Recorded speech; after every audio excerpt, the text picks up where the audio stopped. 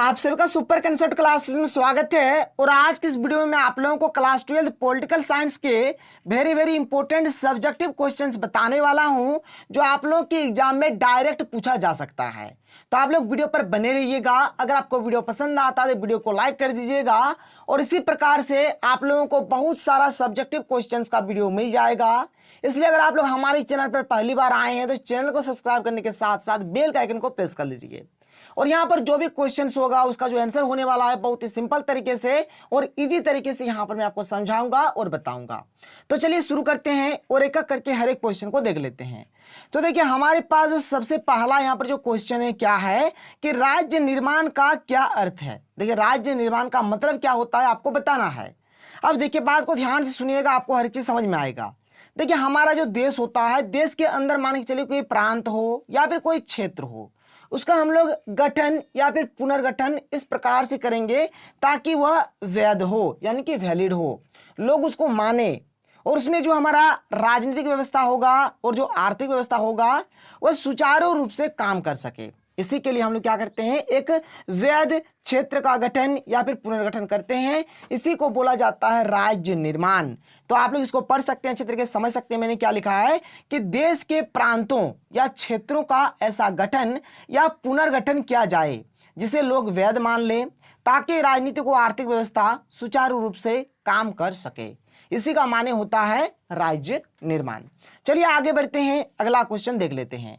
देखिए अगला जो क्वेश्चन है, क्वेश्चन नंबर 2 यहाँ पर क्या दिया गया देख सकते हैं। क्या है कि सामाजिक व आर्थिक न्याय का क्या अर्थ है, या फिर परीक्षा में प्रश्न ऐसे पूछा जा सकता है कि सामाजिक न्याय क्या है।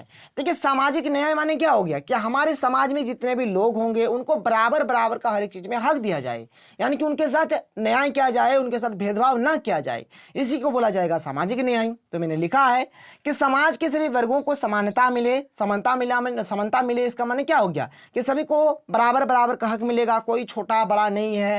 यहाँ पर कोई जाति के आधार पर, धर्म के आधार पर, रंग के आधार पर कोई भेदभाव नहीं होगा। और चीज यहाँ पर लिखा गया कि समाज के सभी वर्गों को समानता मिले, उनकी मान मर्यादा सुरक्षित हो। ठीक है, आगे चलिए क्या है, प्रत्येक समाज व राज्य में आर्थिक संसाधनों व धन संपदा का न्यायपूर्ण वितरण हो। यहाँ पर जो भी आर्थिक संसाधन रहेगा या फिर जो भी धन संपदा जो भी रहेगा, हर एक व्यक्तियों में समान समान का वितरण अगर होता है तो इसी को बोलेंगे हम लोग सामाजिक और आर्थिक न्याय। क्लियर है, कोई दिक्कत नहीं, बात समझ में आ रहा है। चलिए आगे बढ़ते हैं, अगला क्वेश्चन देख लेते हैं। क्वेश्चन नंबर 3 यहाँ पर क्या दिया गया है कि भारत का संविधान कब लागू हुआ। तो भारत का जो संविधान है 26 जनवरी 1950 को लागू हुआ था। और ये बना कब था, तो 26 नवंबर 1949 को ही बनकर रेडी हो गया था, लेकिन 26 जनवरी 1950 को लागू किया गया। इसलिए हम लोग 26 जनवरी को हर साल गणतंत्र दिवस यानी कि रिपब्लिक डे के रूप में मनाते हैं। आगे चलिए क्वेश्चन नंबर 4 क्या है देख लीजिए। क्वेश्चन नंबर 4 है कि भारत के अंतिम गवर्नर जनरल कौन थे। ठीक है, तो इसका सही उत्तर हो जाएगा गवर्नर जनरल कौन थे, सी राजगोपालाचारी, यानी कि चक्रवर्ती राजगोपालाचारी थे। क्वेश्चन नंबर 5 यहाँ पर क्या है देख सकते हैं। क्वेश्चन नंबर 5 हमें दिया गया है कि 1956 के राज्य पुनर्गठन अधिनियम के आधार पर कितने राज्य और केंद्र शासित प्रदेश बनाए गए थे। तो 14 राज्य बनाया गया था और 6 केंद्र शासित प्रदेश बनाया गया था। 1956 में जो राज्य पुनर्गठन अधिनियम लागू हुआ था उसके अकॉर्डिंग हम लोग बात कर रहे हैं। ठीक है, चलिए आगे चलते हैं। आगे देखिए क्वेश्चन नंबर 6 यहाँ पर क्या दिया गया, बहुत ही पावरफुल प्रश्न है। देखिए यहाँ पर जैक 2016 में भी पूछा गया है, राजस्थान बोर्ड 2017 में भी पूछा गया क्वेश्चन है। ठीक है, राज्य पुनर्गठन आयोग का गठन कब हुआ था और इसके अध्यक्ष कौन थे। ठीक है, या फिर प्रश्न ऐसे पूछा जा सकता है कि राज्य पुनर्गठन आयोग की स्थापना कब हुई। तो हमारा जो राज्य पुनर्गठन आयोग है इसका जो स्थापना हुआ था 1953 में हुआ था और इसके अध्यक्ष थे न्यायमूर्ति फजल अली। ठीक है, न्यायमूर्ति फजल अली इसका करेक्ट आंसर हो जाएगा। आगे चलिए क्वेश्चन नंबर 7 देख लीजिए क्या है, और ये देख लीजिए 2016 और 2018 में पूछा गया क्वेश्चन है। क्या है देख सकते हैं कि भारत के पहले राष्ट्रपति और वर्तमान राष्ट्रपति के नामों को लिखिए। ठीक है, तो भारत के जो पहले यानी जो सर्वप्रथम जो राष्ट्रपति थे कौन थे, डॉक्टर राजेंद्र प्रसाद थे। और अभी वर्तमान में जो राष्ट्रपति है रामनाथ कोविंद, इसका करेक्ट आंसर हो जाएगा। क्वेश्चन नंबर 8 देख लेते हैं। क्वेश्चन नंबर 8 यहाँ पर क्या दिया गया है कि राज्य पुनर्गठन आयोग का प्रमुख काम क्या था। इसकी प्रमुख सिफारिश क्या थी। देखिए यहाँ पर ये जो राज्य पुनर्गठन आयोग है, इसका जो मेन काम था, जो केंद्र शासित प्रदेश बनाना था 6 और 14 राज्य का जो निर्माण करना था, वही था इसका मेन मकसद, मेन काम। तो हमने लिखा है थोड़ा इसको अच्छे तरीके से कि राज्य पुनर्गठन आयोग का जो गठन हुआ है 1953 में हुआ था, जो कि अभी मैंने आपको बताया, और इसके अध्यक्ष न्यायमूर्ति फजल अली थे। कोई दिक्कत नहीं है। आयोग के अध्यक्ष फजल अली ने 1955, देखिए 1953 में बनाया गया इसको, 1955 का बात है कि 1955 में अपनी रिपोर्ट प्रस्तुत की, जिसके आधार पर सन 1956 का राज्य पुनर्गठन अधिनियम बना। इसके तहत भारत में भाषा के आधार पर 14 राज्यों का निर्माण किया गया तथा 6 केंद्र संघ शासित या फिर केंद्र शासित जो भी बोलेंगे क्षेत्र बनाए गए।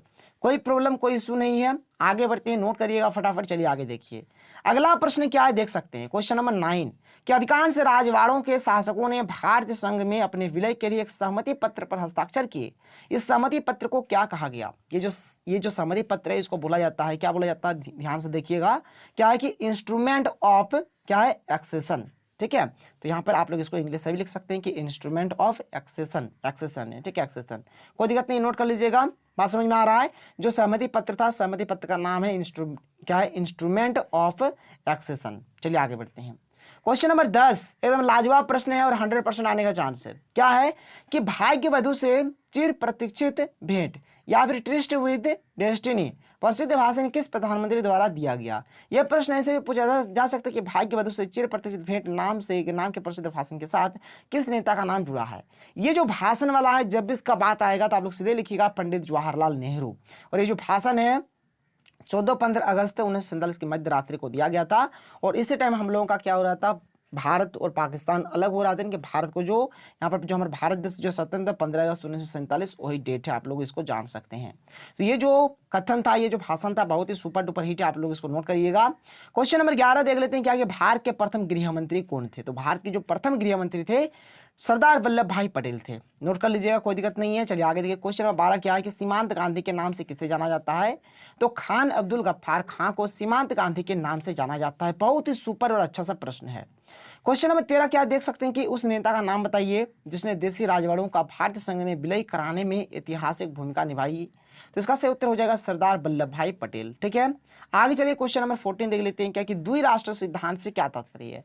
देखिए द्विराष्ट्र सिद्धांत मैंने देखिए हमारा जो पहले देश था भारत और पाकिस्तान एक ही साथ था, फिर भारत और पाकिस्तान का अलग अलग हो जाना, यही होता है द्विराष्ट्र सिद्धांत। ठीक है, तो द्विराष्ट्र सिद्धांत मोहम्मद अली जिन्ना ने मुस्लिमों के लिए अलग राष्ट्र बनाने के उद्देश्य से प्रतिपादित किया था। ठीक है, कोई दिक्कत नहीं है।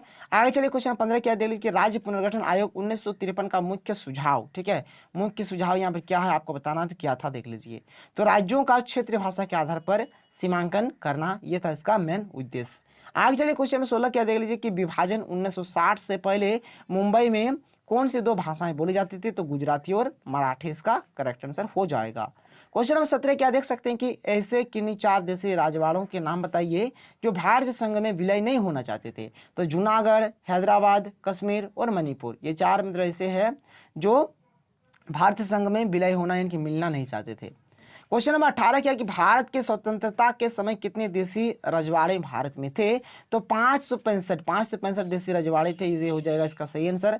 आगे चलिए क्वेश्चन 19 क्या देख लीजिए कि देशी रजवाड़ों से क्या तात्पर्य है? देशी रजवाड़ा देखिए 2 प्रकार के हुए, एक होता है देशी भारत और एक होता है ब्रिटिश भारत। ठीक है, तो ब्रिटिश भारत में अंग्रेज शासन करते थे और देशी रियासत जो थे या फिर देशी राजवाड़ा जो थे उसमें हमारा राजा शासन करता था। देखिए लिखा है कि वैसा क्षेत्र जिसमें राजाओं का शासन था उसे देशी रियासत कहते हैं। इसमें ब्रिटिश सरकार इनडायरेक्ट रूप से शासन करते थे, डायरेक्ट से नहीं, इनडायरेक्ट रूप से शासन करते थे। आगे चलिए क्वेश्चन 20 जो कि हमारा लास्ट क्वेश्चन है इस वीडियो का, कि कांग्रेस के किस अधिवेशन में राज्यों का पुनर्गठन भाषा के आधार पर करने के प्रस्ताव को स्वीकार किया गया? तो कांग्रेस का नागपुर अधिवेशन जो कि हमारा 1920 में हुआ था। बहुत ही सुपर डुपर हिट प्रश्न है, नोट करिए सबको। यहाँ पर मैंने जितना भी क्वेश्चन बताया बहुत ही इंपॉर्टेंट है और ऐसे आप लोगों को बहुत सारे सब्जेक्टिव क्वेश्चन का वीडियो मिल जाएगा। आप लोग हमारे चैनल के साथ बने रहें। तो अगर आपको वीडियो पसंद आए तो वीडियो को लाइक करिए। तो मिलते हैं अगले वीडियो में। थैंक यू, जय हिंद।